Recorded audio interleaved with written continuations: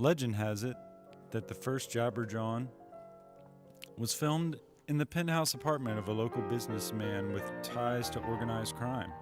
Of course, none of us were around for the first few years of Jawn, but legend has it that as the talents of R. Stevie Moore, Nate Dogg Moore, and AKA Hogg coalesced into a mobile, thriving force, the burden of illegality was shed and the forces of good overcame those dark early days. Legend has it that there are still tire tracks on the outskirts of town indicating where the aforementioned businessman headed for easier pickings and more gullible saps. Join us tonight on Jabberjawn and share with us your thoughts and insights. Legend has it that the thoughts of a gathered crowd often reflect the thoughts of the individual, and these individual thoughts shape the mind of the masses.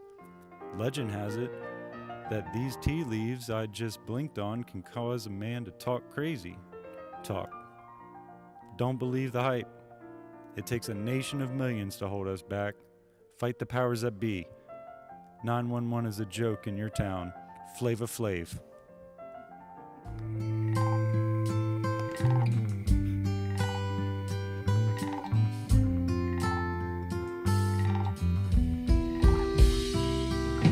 Three little frogs sitting on a log. One of them fell in.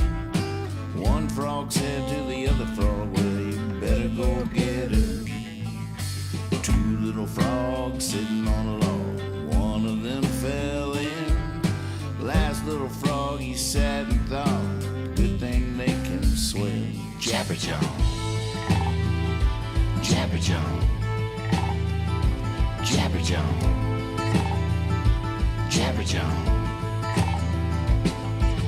Three little frogs sitting on a log. One burst into a grin.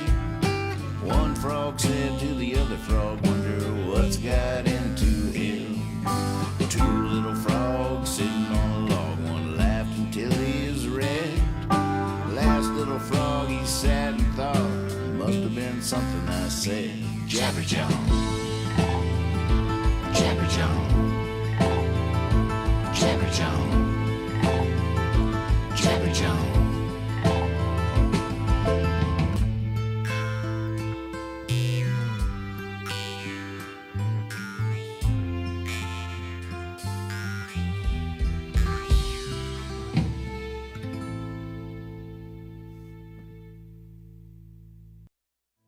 Oh my goodness, we are live, down to the wire. I tell you what, that was cutting it close, but we made it, folks. Hey, I'm Nathan Moore. I'm Kyle Hogg. Steve Moore here. We are Jabberjawn, you are Jabberjawn. Let's get our Jabberjawn on. We start with an arriving song and end with a leaving song, and I just decided while I was in the shower that I wanted to sing this song, but I haven't sung it in years. I don't really know how it goes, so I've been transcribing it ferociously while the opening credits are running. I'll just hack my way through this piece here. I wrote this song after losing a songwriting contest in Lyons, Colorado. Folks Fest. It's called Losing Folks Fest. I wrote it within an hour of losing.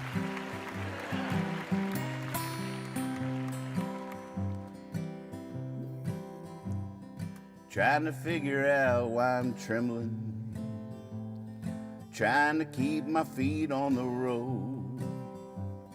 I'm walking away, it's pouring down rain.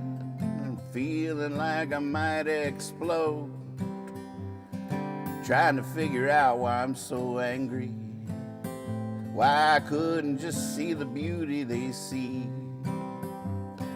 Trying to grasp why coming in last would really mean so much to me.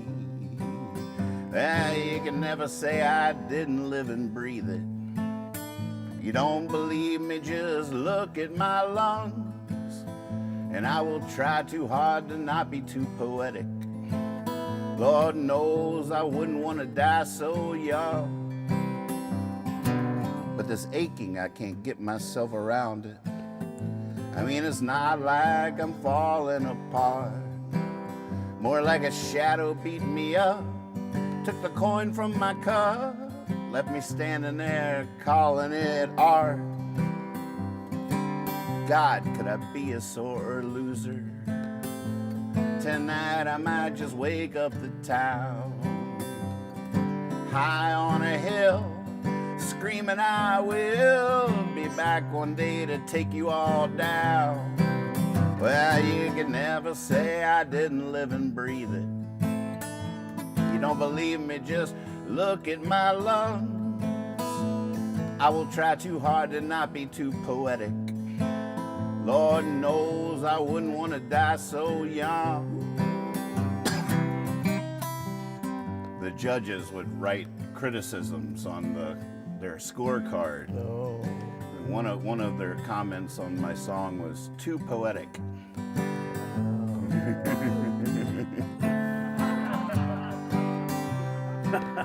Well, I think I figured out why I'm trembling.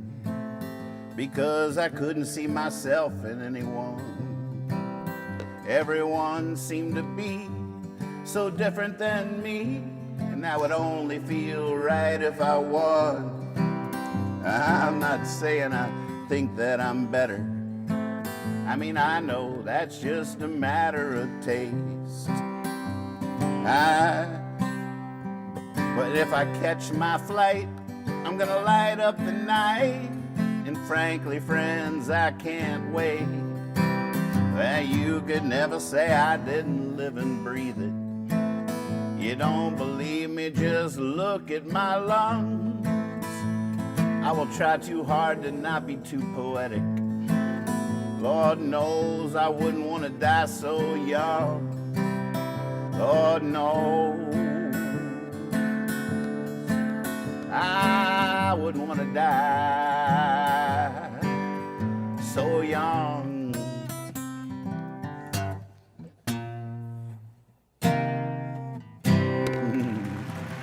Thank you. There it is. Losing Folks Fest. The agony of feet. The song I sang was Ambrosia Drunk. And Really? Too poetic. Huh? too poetic. And I made the mistake of doing a little shtick. It was like in the morning at a festival, before lunch, and I pulled out a flask from my pocket and took a sip off of it, and then sang Ambrosia Drunk, and that was too much for another judge. They commented like the flask was too much. And the funny thing was that it was a magic prop. It didn't even actually have anything in it. I was acting, but they just thought it was all too much that early in the day, trying to embrace like the drunken poet vibe, and it was just too poetic, too much, or whatever, and I lost and had that criticism. So I'm at this festival, and I just lost the thing, but I realized that one of my heroes is performing at the same festival. Todd Snyder was at this festival. That's the first time you met him? First time I got to actually meet him.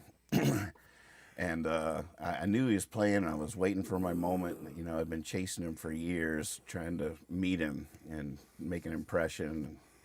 I knew we were going to become fast, long, lifetime friends. And he had a wing. I knew he wanted to take me under it. He just didn't know that was the case.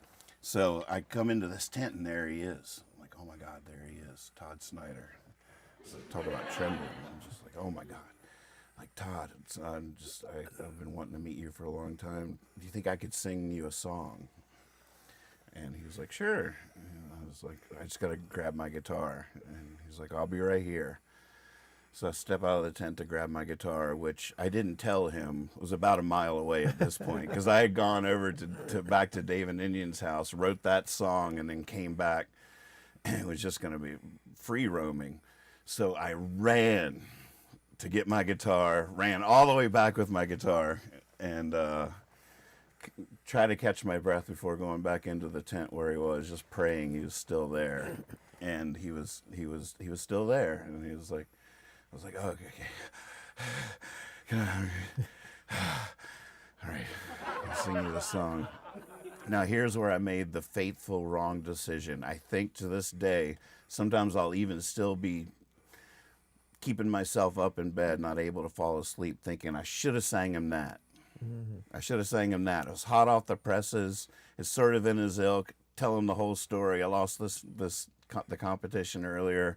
I just wrote this song in response to it. I think he would have related to it in different ways. Instead, being the fevered ego that I am, completely full of myself, I thought, this is how I'll get my redemption.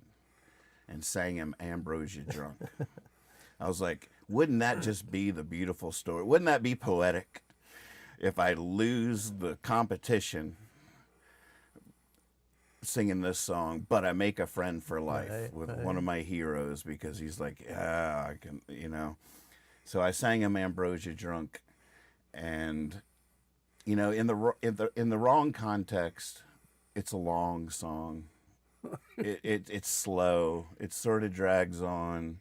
You know, you get a full band. You know, Surprising Mr. Davis is one of my favorite songs we ever played together because it has a lot of room for dynamics and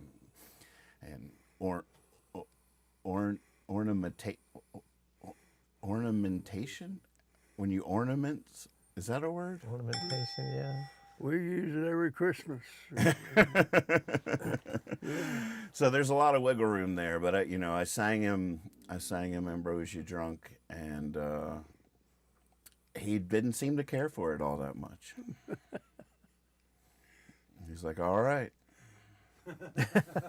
All right. Appreciate that, man. Yeah. And he was gone. And like that, he was gone. Oh. Wow. Well, at least you gave One of my Todd Snyder stories. You gave it a shot. Yeah. Wow. So did you remind him of that the next time you saw him, or did you hope he forgot that? No.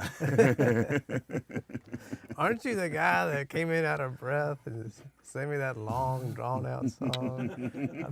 I missed my plane because of you. Right. Just held captive in a tent. Just, oh, man. The sun is setting. So that keeps you up at night sometimes. Oh, I'll just be like raking the leaves or something, or just one of those shudder to think moments. Like, oh God, why? And just like knowing just my stubbornness, that I knew that that's what I was thinking. Like, all right, I lost the contest with this. Let's double down and turn this story around.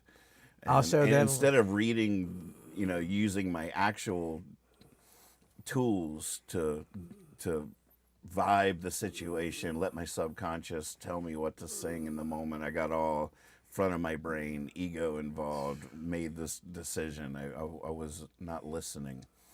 I was talking. Because you probably thought he would love it and put it on his next album, and then he could send it to the judges and go, look at me. You didn't like it? Todd Snyder liked it. Guess who liked it? Right, exactly. Guess who did like it? For those that don't know, Todd Snyder was the greatest talking troubadour of my generation, who passed away last week, and he was not only a great songwriter, but just one of the best talkers, which was always in my wheelhouse of who my heroes were. Greg Brown was one of the great, but I consider him sort of the older than me, slightly different generation, close, but he was definitely one of my heroes in that regard. But when Todd Snyder came along, it was like they combined John Prine with Bill Hicks. I don't know if you're a Bill Hicks fan. Great comedian, edgy comedian. But Todd Snyder was famous for sometimes talking up to 18 minutes between songs. And half the reason you went to see him was for the stories that he would tell. And his book is incredible in terms of that. He really talks about that craft. Do you have his book? I do. You should borrow it. You will love this book. I'd like to look at it. It is a quick and easy read, and Yeah, it's I'd just definitely full of like to great borrow that. stories. But I've told y'all this story before. The book starts out with when he decided to become that storyteller, and how he would his girlfriend at the time would get him to go to the track, and he would just tell the same story, walking around it over and over again until he got the phrasing, the rhythm, everything right, which is what great storytellers do. A lot of people don't realize that or appreciate it and feel like they're just riffing, Right. but really it's a very concerted effort. John Craigie, who's now following in the footsteps, he's the new kid on the block that's doing that thing. And Who is that? John Craigie, How do you spell that? Crai, I think. Maybe Gie. Craigie. I don't know him at all. And so that He's one of them West Coast guys, right? Is he from out there, but like. I think he might be Portland, Oregon too. I'm not sure where he lives now, but Todd Snyder was from Portland, Oregon. And Mitch Hedberg, which is really interesting when you start like listening to cadence and the way people talk. And at first I thought Todd Snyder was just a huge Mitch Hedberg fan, and that John Craigie was a huge Todd Snyder and Mitch Hedberg. They're all from Portland, Oregon, so that a lot of it is a little of both. I'm sure they all studied each other, but there's a little bit of regional dialect going on in that delivery. Right. It's not just. But Todd Snyder passed away last week, like I said, and for those that don't know, the story is very strange. They went out to tour the new record called High Lonesome and Then Some. First stop was Salt Lake City in Utah. Do you know this story at all? First stop was Salt Lake City, and so one day on social media, their management team puts up this bulletin. Unfortunately, we've had to cancel the tour. Todd Snyder was assaulted last night at our show. So he got assaulted, apparently, and they had to cancel the tour because of it. He ended up with staples in his head as a result. But that story is still very, very cryptic. Nobody is really, what's it called when you add more details to the story? Not clarified, elaborated. There's not been a lot of elaboration on that. So the next thing we know as people out here is on social media. There's a report that Todd Snyder's been arrested in Utah. This is the next day or two after the assault. Next thing you know, there's body cam footage of the police. Have either of you seen the body cam footage? There's the body cam footage of the police arresting Todd Snyder. It's one of the most heartbreaking things I've ever seen. Outside of this hospital, apparently he was in the hospital demanding treatment. He's like, I'm in pain. I can't breathe. I need a bed. And they're like, you've been treated for your injuries. We got and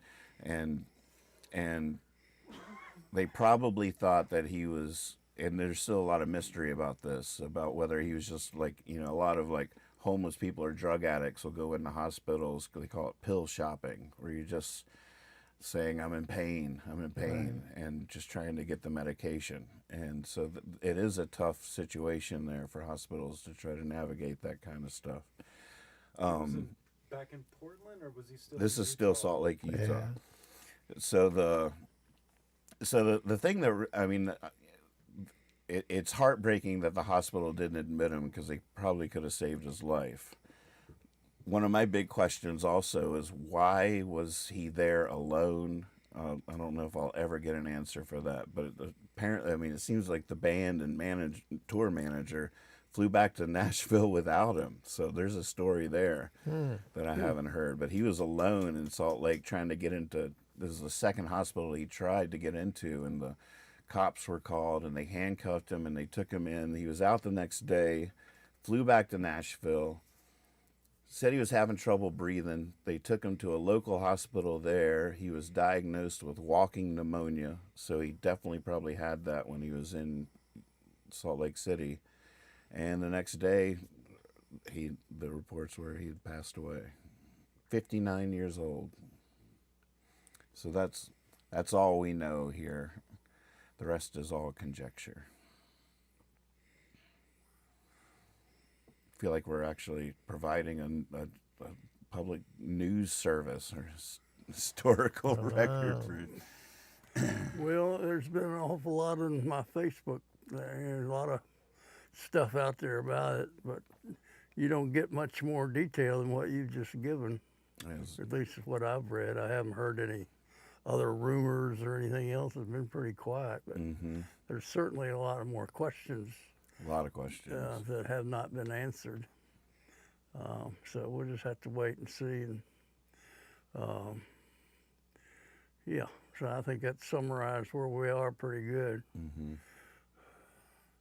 I want to go ahead and just throw this out that I'm disappointed in Jabber Jawn last week, based on what we're talking about right now and what you got to be careful about, and that is, I didn't hear anything about that song, that #1 country song, ever again, except on Jabber Jawn. Oh yeah. Yeah, I mean, they had the Country Music Awards last night. He did not win. I wanted to see how he accepted it. Did you tune in just to see? Like, I I need to watched see every this. minute of it. No, I didn't. But I just was the next day. I tried to find information about it, and there was not much anything on the national. There was no national news. I thought when we left here that would be the big headline the next day, and it never showed up. So I Googled it, and it ended up telling me that it was basically bought for $3,000. What do you mean bought? That the way what Lex was reading off of was one digital analysis of music based on contribution or based on people buying the thing. And it takes $3,000. It took 3,000 votes to make them #1 on that survey. So you're telling me for $3,000 I can get my latest record Exactly. at the top of the charts? At the top of that chart. Top of that specific That chart means absolutely nothing to anybody except for the people that do that I type see. of thing. Right. But in other words, It's a did clickbait you see headline. anything? Did you see anything about that? Well, it's in my algorithm, so I've seen a lot of reports. I've seen a lot of YouTube people talking about it. Respected people too. One of my favorite musician streamers I haven't heard a word. did a whole piece about how this AI song is #1 on the. Yeah, but it just seemed to me like that it was the AI was a gimmick the whole time, including buying, putting those 3,000 votes in there. Right. So AI created that too. Right. And I felt like we had. It makes a lot of sense. I mean, a robot could make the music, make the record, and then tell you how then many, and how many impersonate you need. millions of listens. Exactly, before you're #1. Mm-hmm. And so I felt like we were inadvertently helping AI out. Of course we are. That's Every day. that's Every that's going to day. be a more common utterance by humanity in the Yeah, coming yeah. future. Just inadvertent schleps for. But also, you shouldn't say that chart means nothing to anybody. This is a guy we just listened to do a song about not winning a folk thing. So to have his name at the top of that chart that nobody else cares about would be a sort of big victory. Well, I mean, but he's talking about when he didn't have $3,000. If you'd have given $3,000 to those judges back then, I should have. I'm not doing anything right. I got my eye on the ball, but yeah, the ball isn't the point, is it? yeah, no, that's right. There's your new thing to keep you up at night. I got to take my eye off the ball. The It was ball. only No one a- cares about the ball. $300 would have done it. I should have had AI not just make all the music for my record, but do the marketing as well. That's where there you I go. didn't swing through. Yep, I think that's a good point. Mike Bullock is in the chat. Hey, Just Mike. fills my heart seeing your name. Oh, that's great. Hey, Mike, Heather Berry, good to see you. Heather. Well, before we get too into anything, I do want to show you. You know how he's been talking bad about the squirrels and stuff. Yeah. The squirrels driving him crazy. Just can't even calm him down. So when I got home today, I went up to his house and just walked around before he came out. And you got A sack of dead squirrels. And I want to show you what he's doing to those poor squirrels. Oh no. Oh, it's mummified.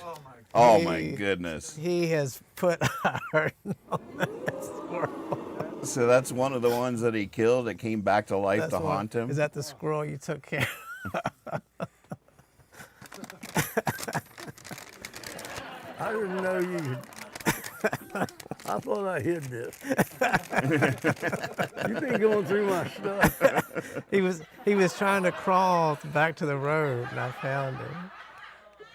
Look at that. What did you do that to it, or did it come like He that? did it. It was at Michael's in the Halloween discount section. Oh, really?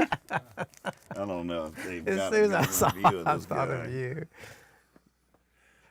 I don't want to horrify you. Getting ready to.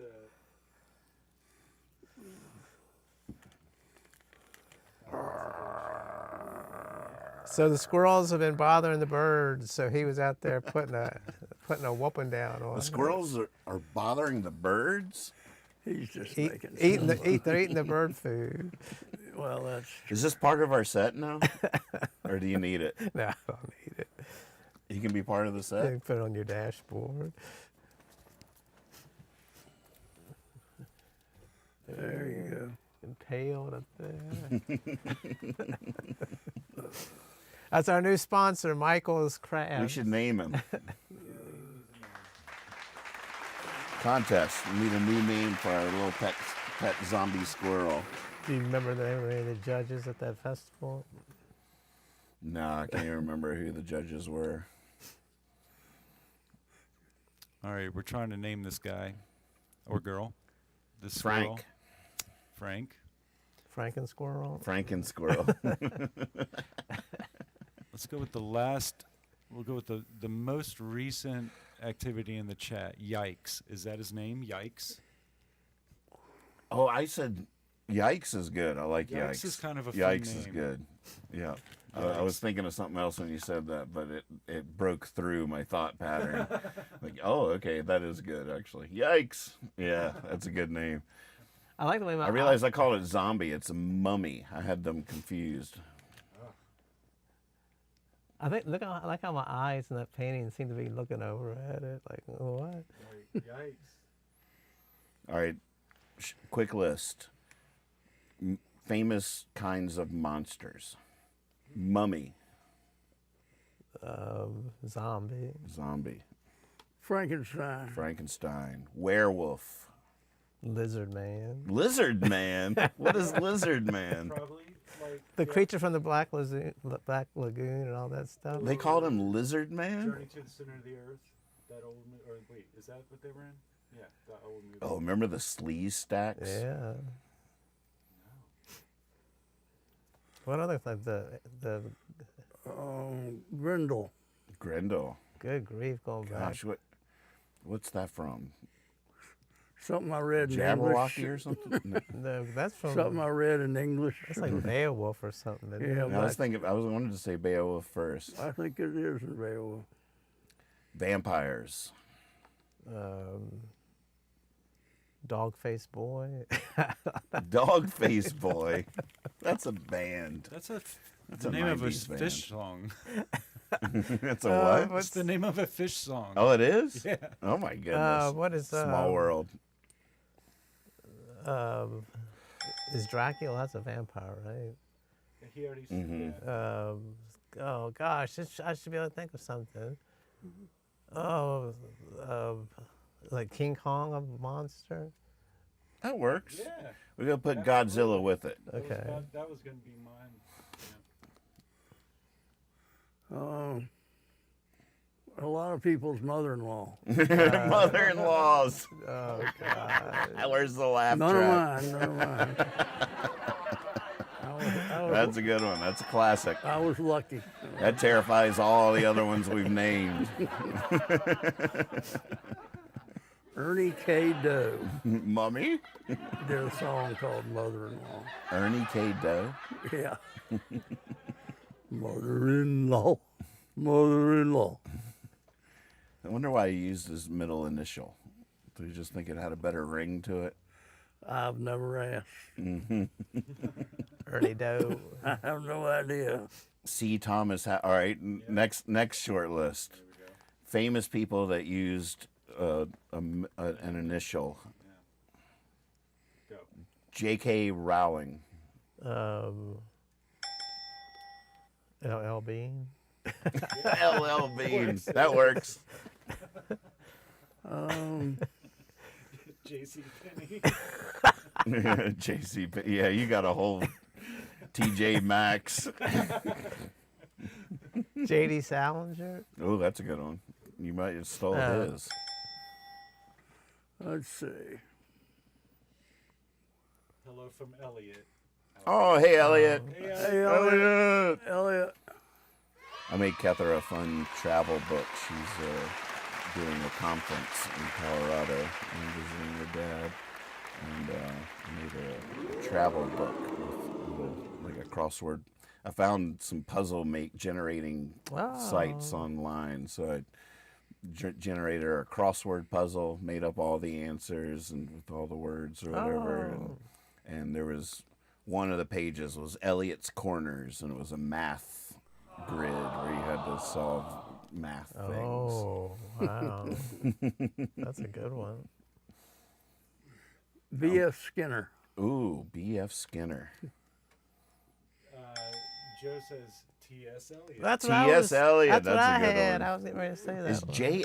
Abrams, am I wrong about that? Is that a movie director? Good, yeah. All right, ding ding. Kyle.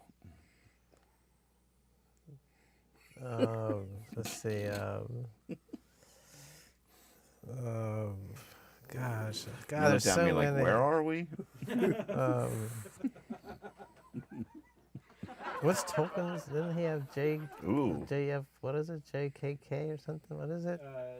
First letter's good. Yeah. J.R.R. J.R.R.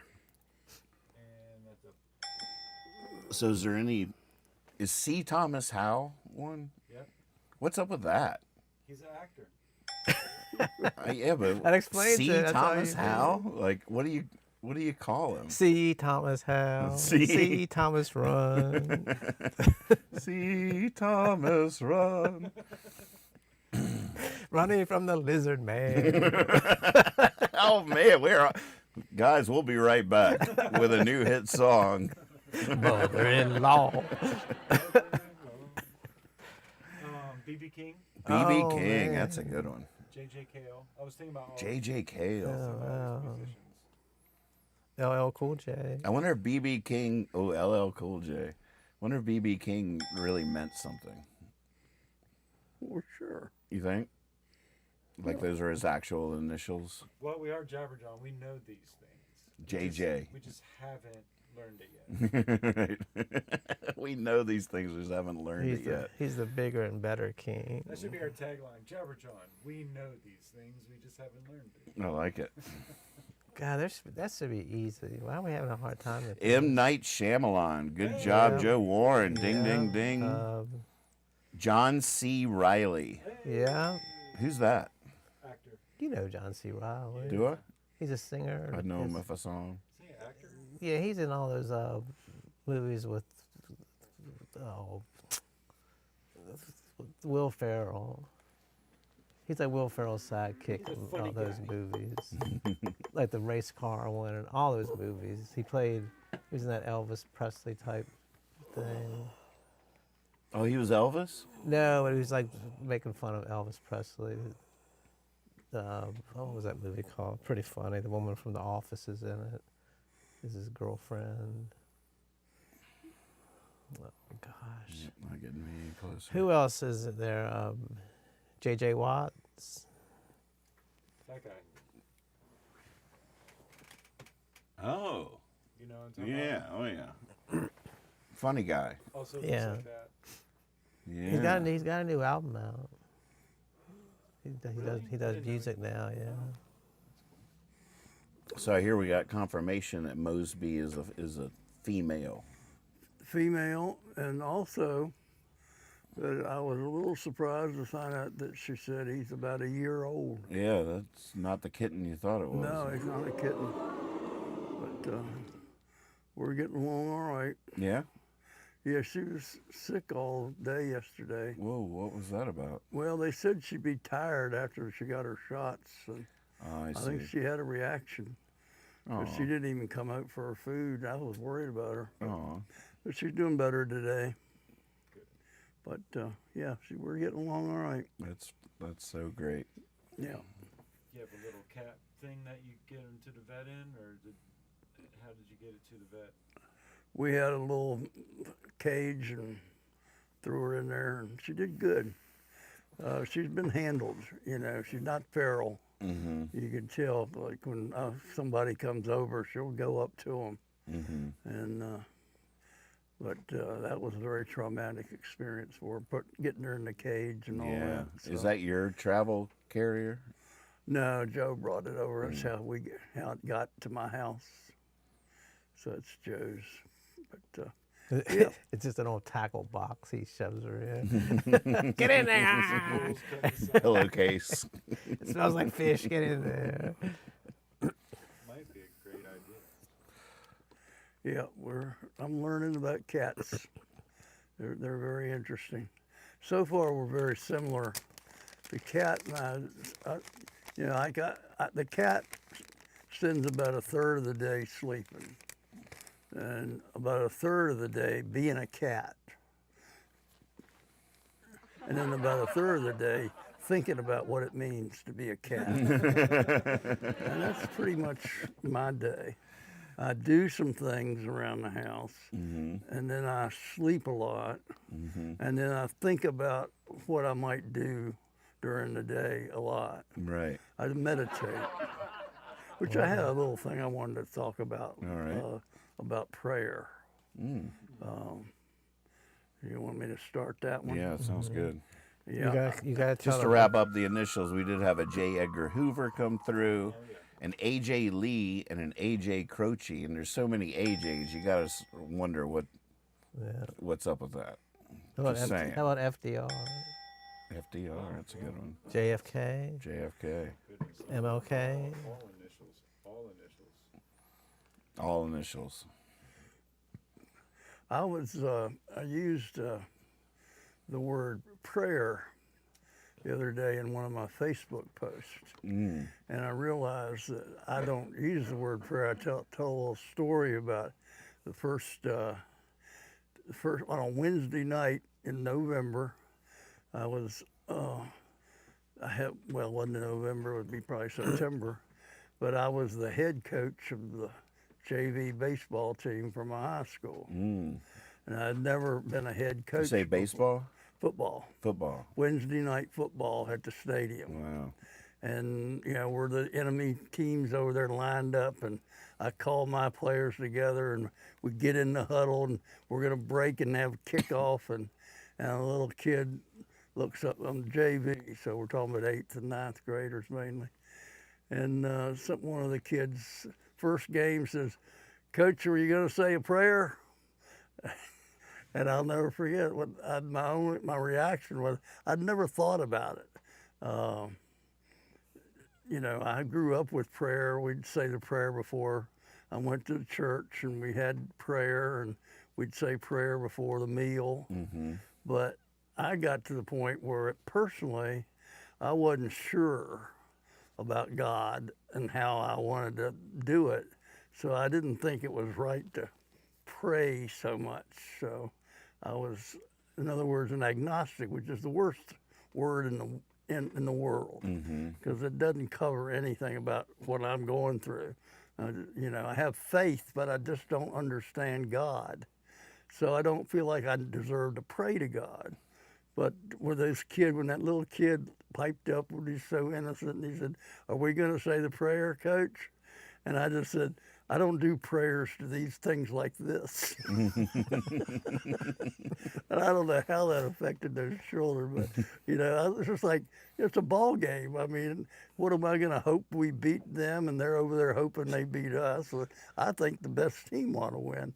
So I don't think. Now I should have said something about nobody getting hurt or something like that, but I wasn't. But it was a philosophical thing of me not wanting to be saying I'm doing a prayer when I'm not sure what I'm praying to. Makes sense. And that's the way I've been. So when you see these, when you have someone that's passed on and everybody's saying, my prayers and thoughts are with you, I'm always that one down there, I've been thinking of you, because I don't use the word prayer.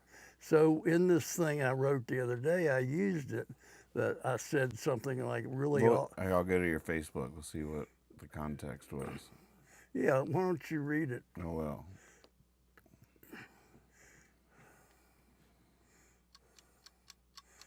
And it's just a little poem about, it's not about me so much, but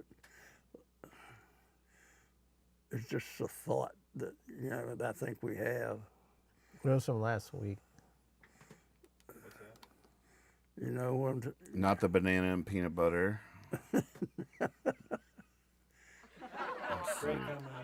And throw a little honey on there, and then some. Not the post about Dick Van Dyke not deserving Mary Tyler Moore. hey, come on. You don't have to drag it down. That was an embarrassing one. He turns 100 in a couple of weeks. Oh, quite often I want you to be here with me. I need someone to talk to. Knowing I have nothing left to say, in truth, what I need is to hold your hand and pray. Yeah, Is that the one? yeah. So, you know, and I realized that you're saying that, that's where I went into this philosophical thing that I'm talking about. To say that is different than, and the reason I said it was that I decided that I'm praying, you know, what's the difference between meditating and praying? You know, or you know, certain types of meditation.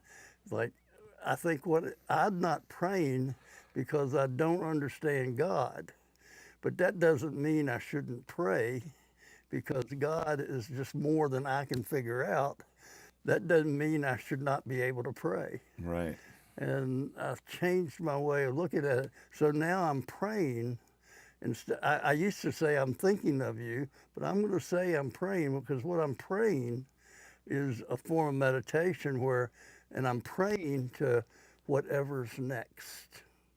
And that's how I'm calling it. And you can call it God, which brings us into the discussion of God. Like, everybody has their own idea of who God is in their head. How do you define God? Like, when I was a little kid, it was big lights and this Arabian-looking guy sitting up there, looked like a, you know, Jesus picture that you see everywhere, and then that light, and that was God. Well, you know, that's not God, but that was so I think everybody has their own vision of God. Right. I'm not praying, I'm praying to whatever is out there. Mm-hmm. And I think it's just a lot more complex, and I'm also reading super string theory, so I've got strings attached. So what do you think in terms of that new way of looking at it is the difference between praying and meditating? I think you're saying that you're the same way of saying that you're praying is you're asking God to take the forces of the world to consider, you know, this person or whatever reason you're talking about it. But I can still do that. But I'm not saying that I know what I'm talking to. Right. I'm talking to a lot more than I can and the thing that Corey read last week, the prayers, Oh, it that was was so good. amazing, because I had been having that thought that day, and she read that prayer. It was amazing. I need a copy of that, by the way. I'll get on it. And but it was exactly what I would have said in a prayer. You know, like, you know, I don't pray. I'm not praying to win the ball game. Right. I'm praying that nobody gets hurt. But that's a form. So it's an open form of meditation. Meditation, I look at it as just trying to open your mind to whatever's out there. Maybe prayer has more intention, and you're trying to go to a certain level to ask for something, or not ask for something, but to A little talk. bit of that. That's Yeah, in there. I mean that's in there too. But it's a support system, and it's all about energy, aligning the energy together, and all of that works with meditation and with prayer. Do you know anything about the studies they've done on prayer and its effect on people in hospitals? I know they've done some studies, but I can't don't have remember what any the idea. results of it were. Don't know a thing about that. I was thinking when you were saying about that, like praying to God or just praying for the forces. It made me think of like if you're lost in the forest and everybody says, "I'm shouting for the forest ranger to come and save me," and I'm like, I'm just shouting for someone to please hear me and help me. Like I don't care who it is, Right. if it's God or whoever it is, somebody help you. Yeah, all right, that's good. I like that. Yeah, whoever's out there. That's great. Yeah. That's exactly what I'm thinking. So I was, I wasn't allowing myself to pray, and I think in the future I'm going to be able to do that. Because when I was talking about sitting with someone and holding their hand and praying, the holding the hand is to feel the energy, and I'm really studying energy as opposed to matter. I taught chemistry, which is matter. Now I'm all about energy, which is, of course, Einstein proved they're the same. E equals mc squared. So, yeah, that's what I wanted to say about prayer. Mass is just energy slowed down enough to become. Is that? Yeah, one thing I look at, the way I visualize it in my limited ability, is that if the matter starts going into a circle, it's a wavelength. But if it's a standing wave or it goes in a circle, and enough of that happens around it, it can become matter. So it's like a little ball of energy, because it's still energy. Yeah, well, it's. I mean, like short version of that is like circles are everywhere, right? Oh yeah. Fibonacci, all that stuff. Just see 'em everywhere. What did you say? What was that word? Fibonacci. I don't know. I'm not familiar with that. I'm not well versed in it enough to really speak on it, but it. All right, that's a shot. Steve Moore, ladies and gentlemen. I can't really speak on it, but I know it's mathematical and speaks to how things will spiral almost infinitely, I guess. But it's I don't know. It's some fascinating stuff. It's someone's last name, Fibonacci, I believe, and they came up with this geometric theory. The thing. beauty of the mathematical explanation for beauty and why things are aesthetically pleasing. I feel like it's all sort of tied into Oh wow! So yeah, to there that. you go. Yeah, I feel like actually Nathan kind of brought him up to my attention. It was like He was in our song Spiral, yeah, but I can't remember why. It was something I read. Right. That was right. years ago, though. It was. Now, is it true that energy never goes away, never dies? Well, I think that's safe to say. It just moves on to somewhere Right. else. I think it's I was transferred. reading something this week about like when a loved one or anyone passes away, the energy doesn't go away. That sort of gave me like the heebie-jeebies, like ooh, the energy just goes out and becomes something Yeah, the else. energy that then. we're creating is sent out into the world, and yeah. But it So the hits- energy that makes up your flesh, and that's just. But how does your flesh stay there if the energy leaves it? If the energy is making it up and then the energy leaves, I can't. Well- Maybe it's too much for my brain. I can't. Why don't you just disappear then when you die? because you still have a lot of matter. You're not just energy. You're energy and matter. your body is matter, but it's also Okay. it's run by energy. It's moving and has life because of the energy you got. So, But there's an old adage about how it's neither created nor destroyed, or am I thinking of something else?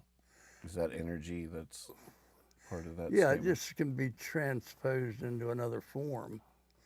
But theoretically, that energy is still traveling in some way. I love for some reason, I've always been comforted by the idea that for all that you see in the world and all the cities and skyscrapers and all this stuff, there's nothing new on the earth. It's all just been transformed into these things. None of it, even the garbage, as gross as it is, wasn't necessarily created. It was natural elements that were transformed into these things. Yeah. So it's sort of a interesting brain exercise is to contemplate that for a second, how we haven't made any of this stuff. We just took what was already here and turned it into all this stuff. And I'm probably don't correct me, because that comforts me. I know there can be poisonous imbalances, but at the same time, we're really just rearranging everything that was already here. True, true. Well, it's so weird. Well, I just never even thought about it. And this might not even be right. I might still not understand it. But like when people say, "What do you want to be?" What do you want to be? Like, I want to be a fireman. I want to be a doctor. What if you said, you wouldn't have to explain it. You'd be like, I want to be an NCAA basketball last second shot that wins the tournament. Like, I want to live my life, die, and that energy be transferred over to that shot. That'll be the goal of my life, is to have somebody falling away at the half court line making a shot. My dream came true. I was the winning shot. I mean, is that the same type of thing? I guarantee you that if I'm still alive the day you die, I'm going to be watching some basketball that night. There he was. Look at it! There he goes, folks. I knew that guy. I'm betting on that. So is that the same? Could the energy leave your body and then go into the energy it would take to push a ball? Yeah, and I think if you follow that up just a little bit, you're not far down the road where if Nathan had won that cat thing, he'd have died. Oh my gosh, that's right. We're glad he lost. Thank goodness. Yeah. A butterfly flaps its wings in Malaysia. Nathan wins the folk fest and dies. It's all connected. It's all connected. Like, what do you want to be? I want to be the energy that creates the thought that cures cancer. Like, man, you can have such noble dreams of what you want to be, what you want to do with your energy. And you should do that. Every chance you get, try to be some new energy in the world. So like the electricity that like comes out of a socket or something, like thinking about energy like that, or if I just had like a loose wire and it was like sparking in the room, is that energy everlasting or in some way? Yeah, it's going either out as a wavelength, where if it goes out as a wavelength, it can travel through empty space, or it can travel from one molecule. It could be absorbed, the heat. The radiation could be absorbed as heat, which is nothing more than the moving of molecules. So it could be transferred into one form or another, but it's still there. Oh my God! It's just, or it could burn you, and the burning. But all right, so if I rub my hands like this, I'm generating that heat. That's not a new thing I've made, that heat. It's just the motion of the molecules in my hand. Yeah, all heat is motion. So if you're doing something to increase the motion, you're increasing their heat, or the amount of heat that they have, which is what temperature is, the average amount of heat that's being given off from something. So has anybody here ever made a fire out of rubbing two sticks together? Yes. You've done it? Yep. Successfully? Yeah. Did you use a strap and the divot in one piece of wood, and Yep. that's how you It did wasn't it? a strap, but it was like some string, some thicker string that we had. Yep. Yeah. I've used matches. Oh, you So have. how long did it take you to do it? It wasn't that long because we like shaved up a bunch of like shavings of wood like down in the little hole that we had. Well, we found a piece of wood that already had like a nice divot in it naturally, so we used that to get it kind of started, and then so we took a stick and like did a bunch of like little shavings in there, and that same stick it kind of like sharpened down to more of a point at that point, and we just stuck that in there, wrapped our string around there. Grayson took some time. I think it might have taken 10 minutes, maybe not. Wow. Once we got it going, it was like, oh, this is working, and then you have to blow on it, and then all those little shavings start to kind of. That's so satisfying. Embers, and then you can go from there. I could see how it would be very tough if it was even breezy though, because those embers go quick. You got to be ready to build. Why is blowing on a fire so effective? Just give it more oxygen. Why does that help? Well, that's what the reaction you're looking for is the combination of the fuel with the chemical reaction. So the more particles you have meeting, the more chances you have of a reaction. And when you get a reaction, it's exothermic, which gives off more heat, so it keeps itself going. But the oxygen really helps, right? Well, yeah, it's part of the reaction. It's burning. Burning is the reaction of something with oxygen. So you take out the oxygen, it won't burn. Exactly. But it could heat up. Can things heat up without oxygen around? Can they speed up? Heat up. Heat up. Well, things can absorb heat, yeah. And some things will, like metal or something. 'Cause my question is like if you had some device that would heat up, Like an electric stove burner. but let's say it was made in a way that if it was, I guess you have to have something to burn in order to have fire. Like So how about this experiment? You have an electric stone burner in a vacuum with a piece of tissue on it, and it heats up all the way to red. Will that tissue burn? If there's just been a vacuum, no. It won't burn, No. but it will. It won't react to the heat at all. It'll get hot, it'll try to melt, Will it char? Will it turn to ash in another way? it could break down into the elemental stage, but it's not going to combine. See, a lot of things just disappear when you burn them because the carbon and the oxygen form carbon dioxide and float away. And then what you get is the stuff that is too heavy for that. No, So what would happen in the experiment I described? It would just get hotter and hotter. The temperature would go up, but it wouldn't burn because there's no chemical reaction for it to do. Now, it might do other chemical reactions like it might decompose or might break down if you keep adding heat to it. But it won't Or burn or produce smoke or anything. like that. Exactly. Interesting. There's a microwave oven. Is that airtight? So radiation is coming out of there? Oh yeah. That's been Explains a lot, right? Explain why they call me Lizard Man. The dog-faced boy.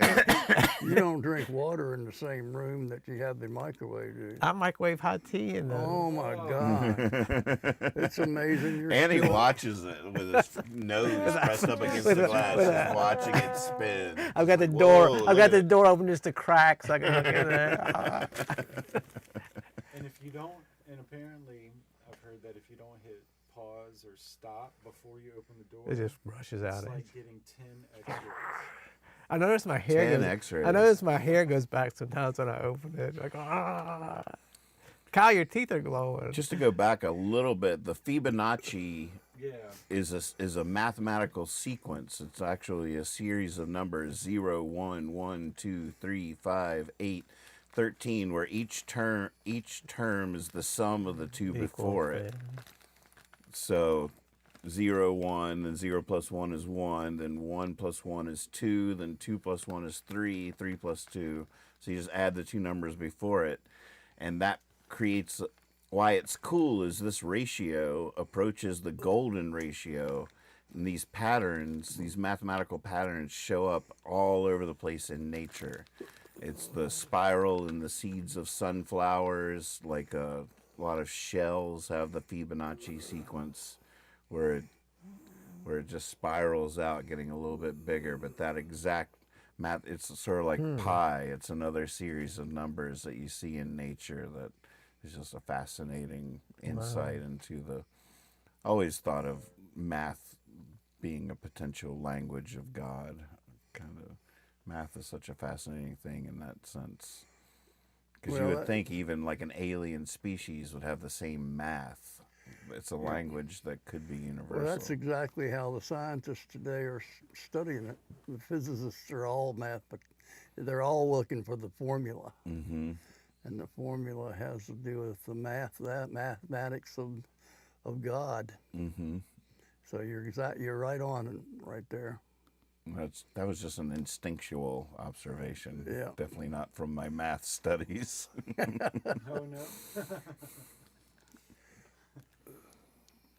Yeah, that whole thing with the string theory and everything is trying to fit the symmetry, the way things fit together perfectly, and it's all done by mathematics. So it's trying to get it to agree mathematically. So you're exactly right. That's where they're studying God. It's in the realm of math. It's so insane how very few people have an affinity to math. And like math geniuses is just like. Yeah, and even that is weird because, you know, people can have these unbelievably gifts to do mathematical things, but that doesn't mean they understand the whole mathematical framework of things. In other words, they can do a certain operation. It's like they have a computer in their brain that can process that, and we don't have, and I don't have that. Mm-hmm. And it's the same thing with language. I mean, there are people that can learn 6 languages. I just could not. I can't learn one. Right. I'm having trouble with English, but I wouldn't even think about learning. I mean, I could learn another language, but for some people, just naturally, I'm sure you probably know 3 or 4 languages. I failed first year Spanish 2 years in a row. Como estás usted? That was the first class I ever failed. My parents said, "You're taking it again." And I proved them right. I failed it again. Did you really? Yeah. Would it just not stick, or did you hate The it second for year, some other the second reason? year, I was like, I didn't learn it the first year. I'm not really gonna put a lot of effort into it. A little year. rebellious. Yeah. Yeah, but still, those Spanish teachers back then weren't asking a whole lot from a white boy like you. Mr. Steve Miska. Well, is that who you had? Yeah. I remember him. Yeah, I'd have to say I memorized my way through it and got a C, but I didn't retain anything. Right. Except como está usted. I think I could probably learn it if I went somewhere and I had to speak it. You know? Oh yeah, that's how Immersion. That's the only way you can do it.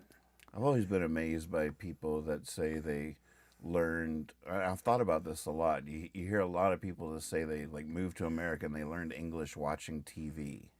Yeah. And this is back in the day, like before subtitles and stuff. And I'm like, how? How do you learn a language by just listening to people speak it? That doesn't make any sense to me. You need someone to tell you what they're saying, right? I have a friend that moved from Cambodia, and he moved over. They got off the boat or whatever in Seattle somewhere, and there was a bunch of Cambodian people there that guess like the house they would all go to, and he said they just sat and watched wrestling all day, So he said he basically learned to speak English from watching wrestling all day. Oh my God. How sad is that? Probably learned. So he can count to 10. Probably, yeah, He shouts a lot. Woo! yeah. Learned at least 400 words. Good Lord. But maybe that's an easy way because it is a really, slowed down. Well, I guess the announcers are talking the whole time. They're not, they're pretty. But still, I don't see how you would learn from hearing other people I don't do either. it. That's like if somebody put on like a couple of Spanish soap operas, it would take me the rest of my life to learn any clue. Right. Unless you could follow along. You might get Ola. Like they say, let's get in the car, and you'd see them get in the car, so you would figure they must have said, let's get in the car,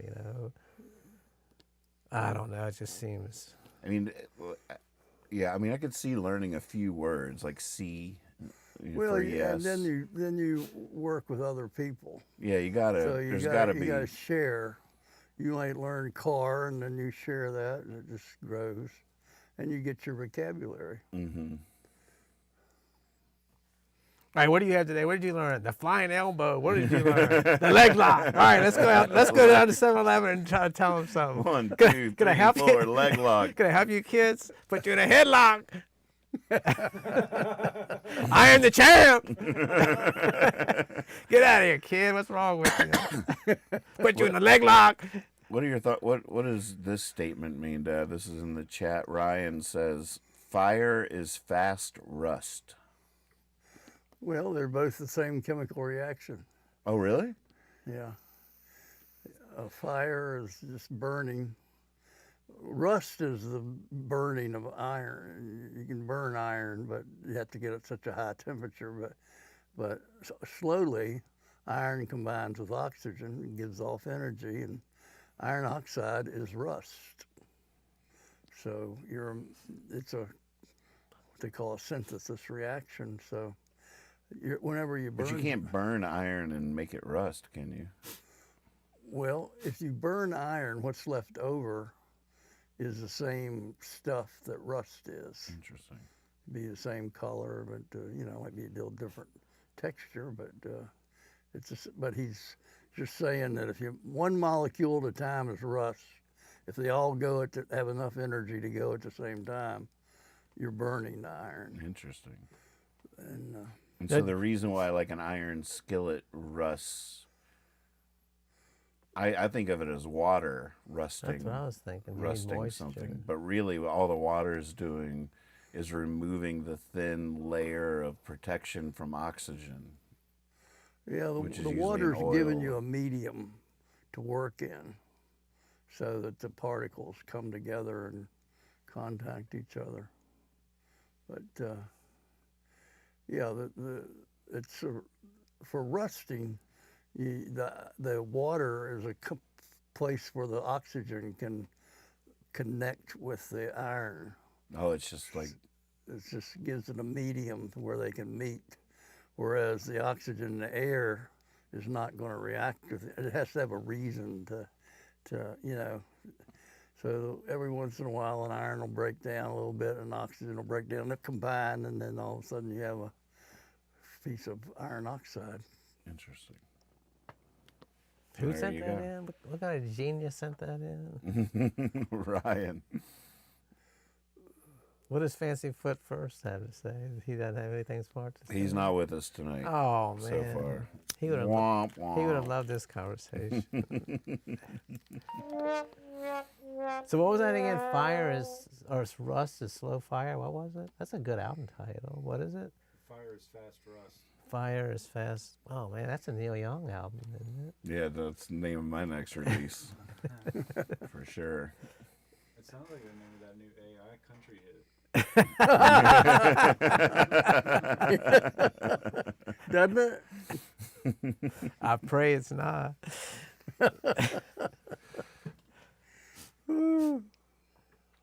Well, what should we talk about for the home stretch? I want to hear one of your favorite. No, that can't be your favorite Todd Snyder story, is it? I don't have many more. The when Hippie Fiasco Rides Again did its cross country journey, and I can't remember where in the timeline this is. I guess it was after that. But when we did our 4-month cross country tour where we only played where we were invited by people watching our 24/7 live stream, we we had a few little sub quests. There were quests in this. Like I wanted to go to Colon, Michigan, the magic capital of the world, and see the Abbott's Magic Shop, and that was a whole chapter in the Hippie Fiasco Rides Again story. But one of the quests that we had was we got to find Todd Snyder. We got to get Todd Snyder on the stream. And it's sort of fascinating because Chad, who is the road manager of the Hippie Fiasco Rides Again, and Liz Bunny was our other cohort, who, by the way, calls me NM, just to tie it back to our earlier conversation. To her, I'm initials. But one of our questions, we got to find Todd Snyder. So we ended up, it was a couple months in, it was a 4-month odyssey. And we're like, Todd Snyder's, we're going to be in Georgia. Todd Snyder's playing in Georgia. And then we realized that the band he was playing with was called Great American Taxi. And the guy that fronts that is a guy named Vince, who I knew. So I was like, Todd's playing with Vince. Like, we might be able to pull this off. So being musicians ourselves and knowing how it goes, we show up about when they're going to be loading in. We don't try to pull it all off at showtime. We know they're going to get there a few hours before the gig and sound check and do all that kind of stuff. So that's when we went there a few hours early and got up with Vince, like, Vince, all right, we're doing this Hippie Fiasco thing. We got our live stream with us. So our live stream's going all the time on this whole thing. And Vince was like, all right, and let us in. So we're backstage with Todd Snyder and a Great American Taxi doing our live stream. And I actually got to interview Todd on the live stream. It's a very... I shared it on our Discord server the other night because I found it on YouTube. I was like, oh, there it is. And there's another moment where I do a card trick for him, which is really cool. But I didn't even share it anywhere else because it was so cringe to me watching it, because I am a starstruck, nervous little mess. I was fast rust. I was fast rust. He's about to burst into flames. I was rusting at the speed of light right there. And I'm just like, oh, like interrupting him, like not letting, it's just like I feel my energy and I'm just like, oh my God, just never and that energy has followed me ever since high school. Like, they're just like, I get around the cool kids and I'm just like not cool. Like I just don't know like what that is. And cool kids don't want to hang out with kids that aren't cool. Like, and it's just it's a metaphysical, weird, mysterious energy thing. I always struggled with that. I think they think you're cool until you break out the magic trick. Then they go, "Oh, we read him wrong." But there's this thing that at the end of the interview, I tell Todd. So how long was it? Like 15 minutes, 10 minutes? That was only like five, the actual interview. But, the whole night were peripheral, right. And the live stream showing them running around and different people. We ended up setting up the live stream in one of the rooms of the backstage area and had people come in and sing songs for the cast and stuff like that. And you do see me do the magic trick for Todd and all that kind of stuff. But at the end of it, I'm like, whenever I find somebody, a new musician that really excites me, I always devour everything they've ever done. And I've only done that with a few people, but I've done that with you. And he's like, and you can tell he sort of hears that. And he's like, oh, well, all right, well, we should pick later. Let's pick later. And I'm like, all right. And I'm like, okay. And then he walks away to get his set list ready. And I turn the camera back to me and I'm just like, oh my goodness. And it never happened. The night went a different way. So Oh, that's a good story. Did you ever see him live, or you just heard him? No, just heard him record. Did you ever see him live? But you can't listen to him and not feel like you're live, 'cause everything he did was live.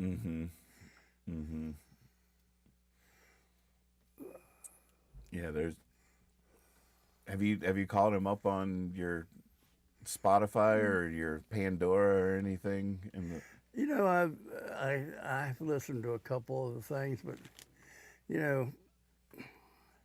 I don't. When you listen to him like that, it's not as much fun. You're expecting him to do something, but most of what he's doing is just rambling around. So his timing is different, if you know what I mean.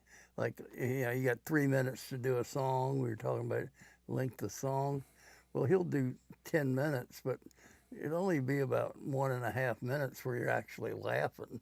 He's setting it up or talking or just going off. And not really that entertaining. I think, some of it, in other words, and a lot of it seems redundant. And a lot of it, like you mentioned, is he's doing that again because he does that, he practices. And so it's all, at first you think it's all spontaneous and you realize it's not. And this can be a turnoff. I remember seeing that with, who was it? It wasn't John Prine. Arlo Guthrie.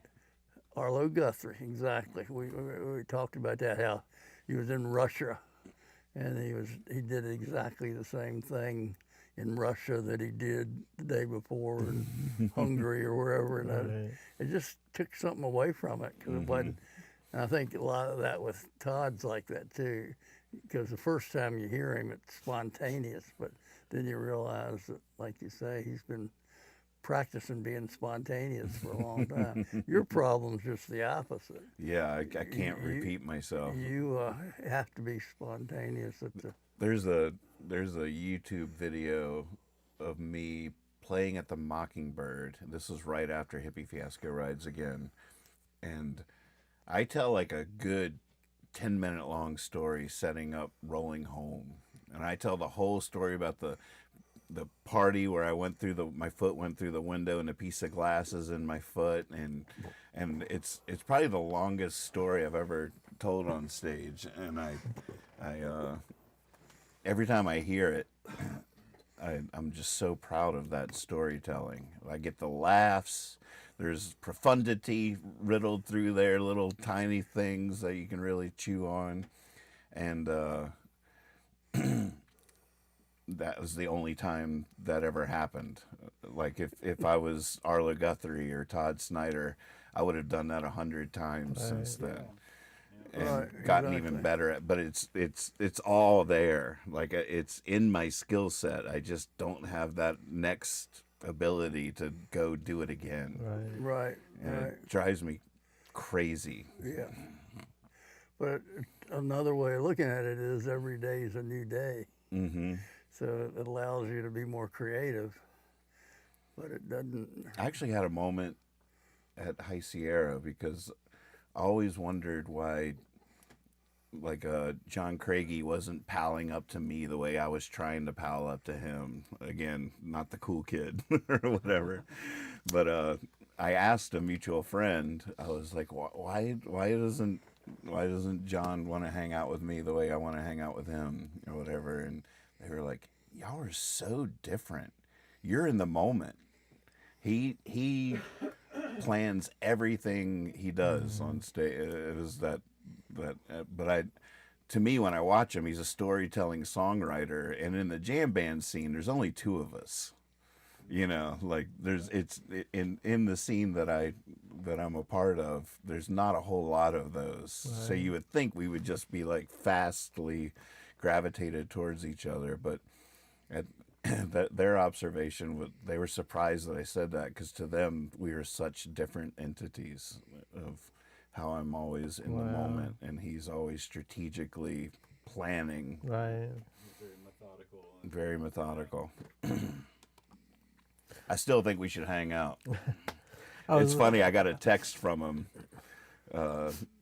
Apparently, that mutual friend must have said something to him, because about a week later, I got a text from him like, "Hey, here's my number." I think you're cool.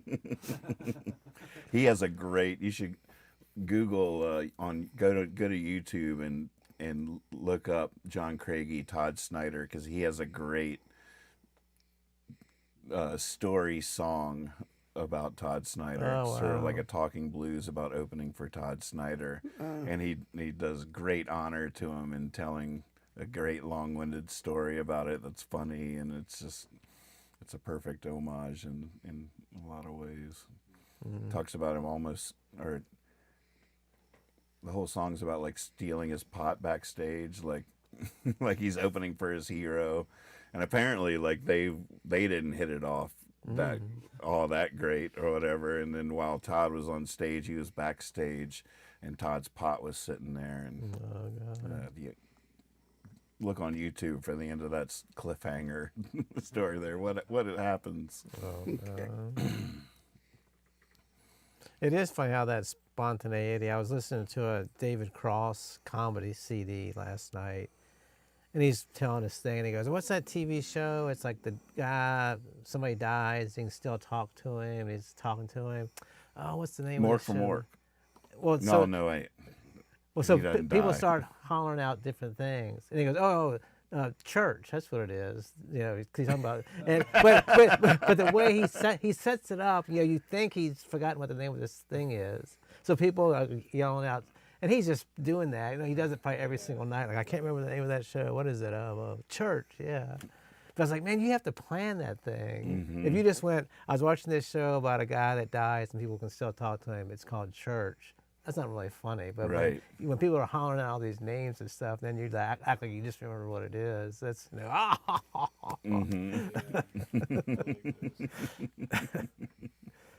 But like you said, they got to work and time that stuff and know exactly how long to hold it, and you know, if nobody's hollering out anything, do you just cut it short? If people are hollering out forever, do you just keep? Oh, I can't think of it. Man, I really wish I had that discipline, because I for like that story of setting up Rolling Home, like that's one. It like I've done all the material, like spontaneously told the stories. I could go back through set lists or bootlegs or old live streams or whatever and cull from it one of the best hours. That's always fascinated me with comedians, because a comedian will have a famous 5 minutes or a famous hour, but like, you know, yet you still have comedians today living off this hour from 20 years ago. Right. That one special, like, oh my God, it's just legendary. That hour. It could even be a skit they were in on a Saturday Night Yeah. Live or something. You know, that brief. But just coming up with your, you know, like when you're a stand-up comedian, the first thing you need is your 5 minutes, and that'll get you on Carson or whatever. And then you need your hour for the special. And I definitely have that hour of material if I ever could be disciplined enough to Now, actually. do you think you could do it with no music? Just tell stories, or do you always want to go to a song? Does that give you a time to? I've had the daydream of going to like a comedy open mic and trying that, because I always love stand-up comedy so much, and like just like music, if I find a comedian I like, I devour everything they've ever done. I'm like, oh my God, I gotta hear all of this. And I've always had a fascination with that, and there's no greater satisfaction than a good laugh at a show. I mean, that is just, it is so satisfying. I've had as much fun with that as I have with reactions to songs, Right. for Oh, sure. yeah. That kind of banter. So I've always thought about it and incorporated it into my show. But then I have daydreamed, like, what would it be like to like go to a improv comedy and open mic and Right. try to just do 5 minutes. But I don't know. Like, for me, you have the whole thing of reacting to or setting up the song you're about to play, and that's the whole framing Right. of the banter. You're trying to say something that'll make the song land in Right. an interesting new Right, context. build it up, yeah. So I don't even know what that other thing would look like. And there's, I mean, do you know who Quentin Crisp is? Excuse me? Quentin Crisp, does that name sound familiar to you? No. He was like from the 1920s. I think he died in like 1999 or something. Like, lived in England during the World War II and stuff. Was a transgender guy. Just one of these guys just sat around. Like, he claimed he never worked. He just, people always supported Wait, who him. are we talking about? His name is Quentin Crisp. And he. Crisp? Crisp, like, you know, something, yeah. And just, he's not a comedian at all. It's just one of these guys that just tells a story, and it makes you, it's not really like, you're not laughing like humor, you're just like, it's like, man, that story is just so good. Sometimes it's not even funny, but it just makes you laugh, like, God, where did that story come from? And these aren't like, he's not making up stories. He'll just like, oh, when we used to hang out, you know, or he was talking about time, like, he was talking about people always want to go on vacation and stuff, and they need a day off and stuff. And he was like, I haven't worked in 40 years, you know, so I don't really crave time off or vacation or anything. And he said he was in an art class one time, and two girls were in front of him, and one of them said, don't you wish it was 4 o'clock? And she said, I wish it was Friday. And just the way he tells it, he's like, these are people that really don't want to be in this art class. They want to go on vacation. And it's just like, man, it's just a good storyteller is just. So who's this guy performs telling stories, or I don't know what he did. They call it, what did they call him? The term? He was just like a character, I think. He wrote, you might have heard of the book, The Naked Civil Servant. He wrote that book. so he is an author. Yeah. Which I think they said he basically sat around and told stories and people wrote the stuff down. But he would just hang out with a bunch of smart people, so he knew all these stories about other people. And, you know, I was listening to him last night, and he said, I have no money. I lived in the same one-room apartment for 40 years. So I have to make friends so people invite me to lunch, because that's the only way I get to eat. Because I can't invite anybody, I don't have any money. So it's like, anybody asks me to go to lunch, I'm like, yeah, I'll go with you. So he says, I have lunch with people that I never even met. And he goes, they were asking, why do you have your phone number in the phone book? He goes, somebody might call and invite me to lunch, you know? He goes, I'll talk to anybody to invite me to lunch. But he was talking about people would come into his house, and they're like, oh my God, it's his room or whatever. I go, God, it's so filthy in here. And he's like, well, I did learn after 4 years, you can't really tell the difference. So it's like, they don't know if I've been here for 4 years or 30 years. It doesn't get any dustier. Just like, you know, I thought, you haven't dusted in how long? 4 years. You don't have to tell them it's been 30 years.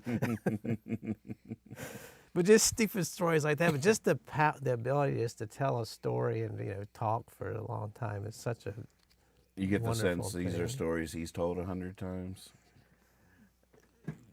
Yeah, well, they were like interviewing him. Well, yeah, he had a bunch of stuff that you could tell he's probably, you know, he knows what he's going to get a lot. But he doesn't really say it as a joke, you know. He just says it, and you know, people will just say something. They're not trying to be, well, they are trying to be funny, but they're not setting it up with a joke. You know, they just have that line that'll just crack you up. Who's the best storyteller you knew and you've known in your life? I was just thinking about a lot of people that tell stories aren't very good at it. It's an art. Yeah. Yeah. Yeah, I don't know. You talking about real people? Or? Yeah, I mean, there's some good storytellers in the belugas, Yeah. but I'm wondering if you had to give the award to the best storyteller you've known, who would get that I award? don't know right off the top of my head. Nobody's ahead of the others. You know, they're all. Everybody has their strengths and their weaknesses. Right. I personally am terrible. You think? Yeah, I'm not a very good storyteller. I don't think. Compared to some of my. You're sort of due to tell the bat story again. Just by the way. Well, that's part of my issue is I don't tell the same story over. I'm more like you. It's more spontaneous, so I don't have stories that I tell over, because you know I look at my friends and when I hear them tell a story, you can tell they've told it before or they like telling it. Mm-hmm. That's part of it. They enjoy telling it, so you can feel that. Yeah. But I tell a story but I've probably never told it that way before, so it doesn't have the same oompa. Mm-hmm. And I don't have a very good voice for storytelling. I wouldn't Oh, say gosh. that. You got a great voice for Oh stories. yeah, totally. There's also a difference. I was gonna, when you asked that question, I was thinking of the best storyteller I've ever heard. And this is a guy I don't really know that well. I've hung out with him a couple of times, so I never heard him really tell like some people can tell a really good personal, like something happened to you story. But then if they start talking about something else, you're like, man, who cares? You know, but this guy, so I never really heard him tell a lot of personal stories, but I've hung out with him for hours at a time, and you'll just actually like, he loves true crime, like old timey true crime, like Jack the Ripper and all that stuff. He can just sit there and like remember all the names and stuff. And I remember just sitting there like bug-eyed, like listening, like, oh my God, please don't run out of stories. I'll stay up for as long as you can keep talking. You know, it's just like, it's so fascinating that somebody can just, like if I'm telling a story about Jack the Ripper, I was like, well, it was this guy, you know, he was the dentist, I can't remember his name, and he killed, they think, you know, whatever day it was. You know, it's so people are like, God, Forget what he you don't even, used. he don't even never know what he's talking about. He just like the names and all this stuff. You're like, oh my God, it's just so cool. I remember sitting on the beach with him one night. We went out like at 10 o'clock at night. The sun was coming up when we came back in. He was just telling me about stories about boys in like Germany that were found in the woods or raised by wolves. So I was like, is this true? And he's like, yeah, it's true. And I was like, God, where did these stories come from? But then I have no idea where he was born or, you know, if he ever had a girlfriend or I don't know any of his personal life or anything. One more short story in the chat. Joe Warren out there shared, and he said he loves the story that Billy Strings tells about losing his favorite jacket backstage at a festival. And then he sees Todd Snyder performing wearing it. He was so pleased he never said anything. He never said anything. Wow. That's a great story.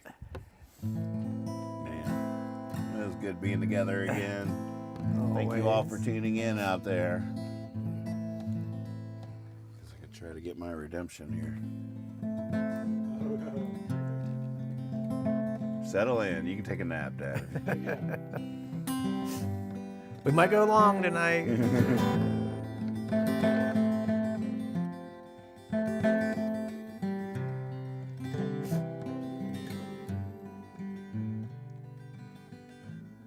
You're a natural disaster. National unsung hero. Words in the rafters. Belly on the floor. Never asked for nothing. But you got it just the same. Coming out of everywhere, mumbling God's name. Ambrose, you drunk, chasing down that line, sitting on purpose, losing your mind. That's all. But I guess you heard there's no more poets. I guess you heard there's no more gold. I guess you heard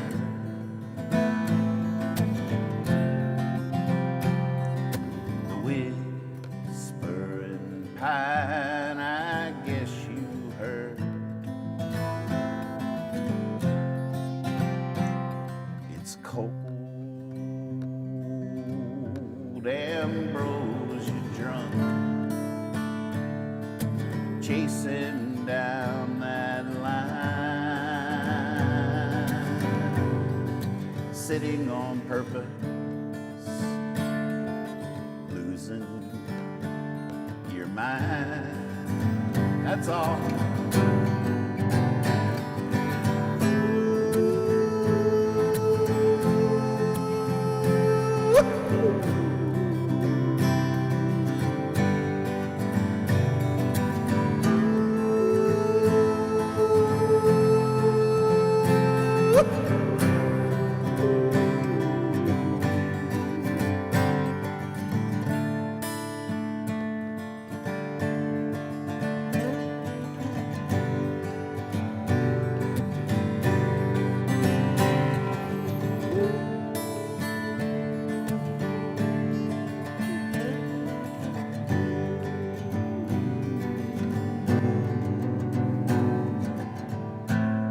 Yeah, you're gonna save America.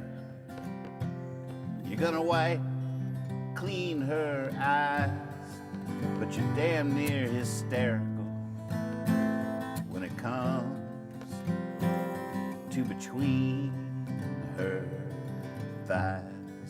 All we need is water, you say,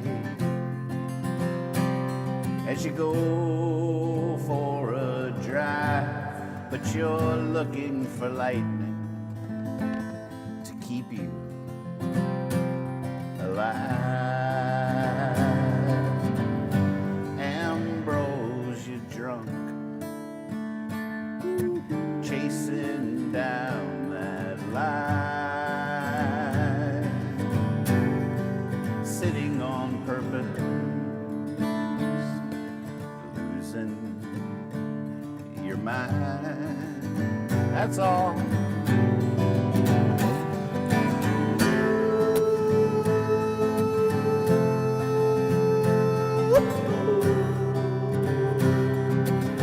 Everybody.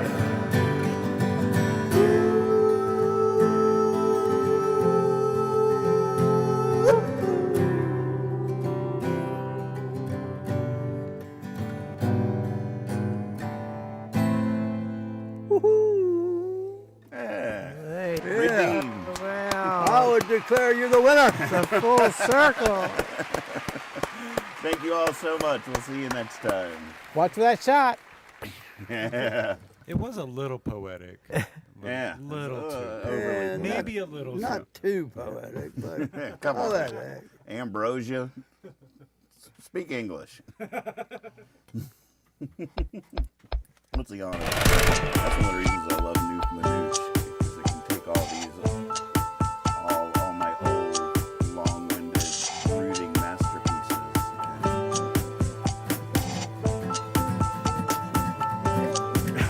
It works though. That's what I'm saying.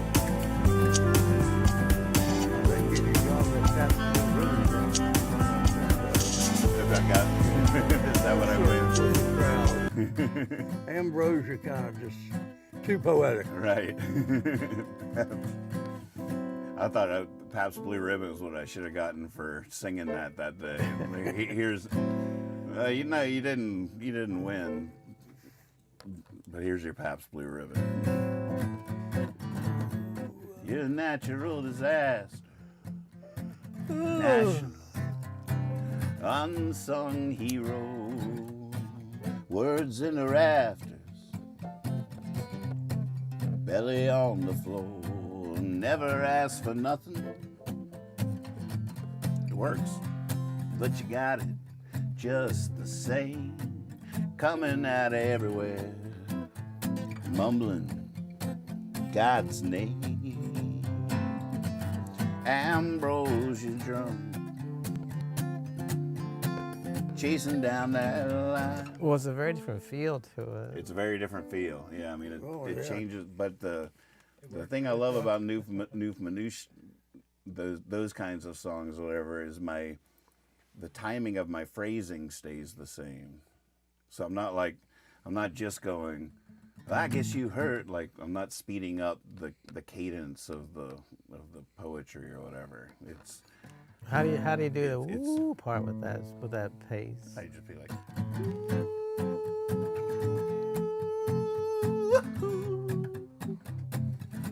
it's so interesting because it feels like I've double timed the song, but I haven't. Like I'm still singing at the.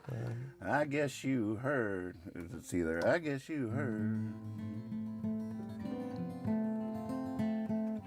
The or it's I guess you heard.